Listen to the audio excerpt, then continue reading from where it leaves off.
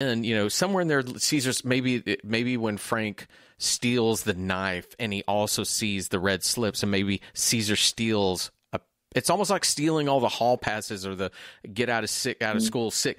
He would steal that thing. Now we go to a sequence below where it's maybe 2 or 3 apes, and Caesar writes out all these things, take these things. Well, then we see the apes passing those around to other apes. Now we're building, it's almost like a virus to an extent. They're passing it and they send it out. Now more apes are coming. You build that sequence, but they're not patient. And I know that, again, it has to be because they knew they didn't have the money to build these kind of things, but this needs that. There's no explanation for how this so quickly turns from Caesar crying to developing phantom powers to make people rebel and bring weapons. There's no explanation.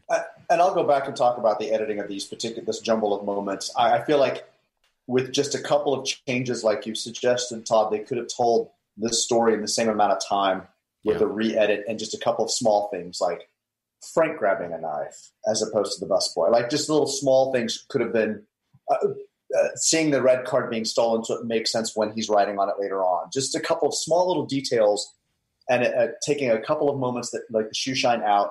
You could have told that same story in this tight couple of minutes and understood exactly what's going on. Instead, it's an edit jumble. And maybe it's the fault of Dane's original script that didn't quite tell everything that needed to be told to make this transformation, and they're trying to make it happen.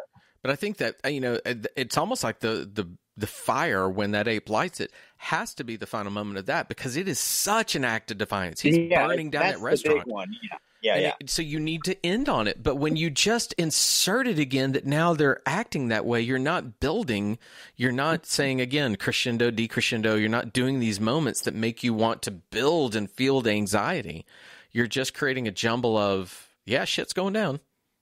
Yeah. Frank refuses to light a cigarette. Then you see him slip a knife into his jacket. Mm-hmm. On the table next to him, you see a server steal a red card, or Caesar take a red card. Yeah. So Frank not lighting the cigarette is a distraction for somebody else to do something bigger. Then you see, Caesar remark a red card to say kerosene. Then you see the busboy set something on fire. You then have the apes congregated, gathering all those red cards in silverware. Something in that order. I can almost see Frank's refusing to light the cigarette as the only time that I can think of where Caesar's simple presence would make him rebel. Because maybe if we've done things before where Frank has knowledge of who Caesar is, when he sees him, he's like, I'm not going to wait on humans anymore. And then the whole idea of juxtaposition of images of film, if Caesar just nods at him, and then we see him look down to the table, and then we see Frank look and see the knife. That's all it takes, is Caesar looking, him looking, and putting the knife in. He wants to please Caesar. He reads his actions as this and steals it. You've got an entirely different sequence. You've got an entirely different Caesar at that point, too. You've got people being influenced by him, Yeah. It's not being directly commanded by him, So basically, the apes are getting their own agency. Right. Yeah. Here's the difference with this one as compared to Beneath. Let's be fair to Escape. Escape had its issues and could be better. I don't think it ever had the plot holes of this, where the characters' evolutions didn't make absolute sense.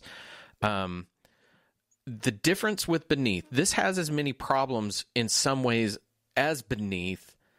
However, it's so close to where it needs to be that it is so literally. With CG, let's say that somebody could go back and fix this film very easily.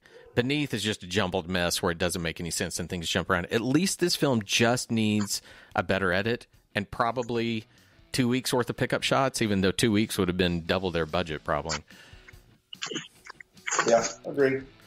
All right. So we're gonna end this minute basically cutting to Breck back in the command center, Yep. Yeah, where he's getting the latest disobedience figures.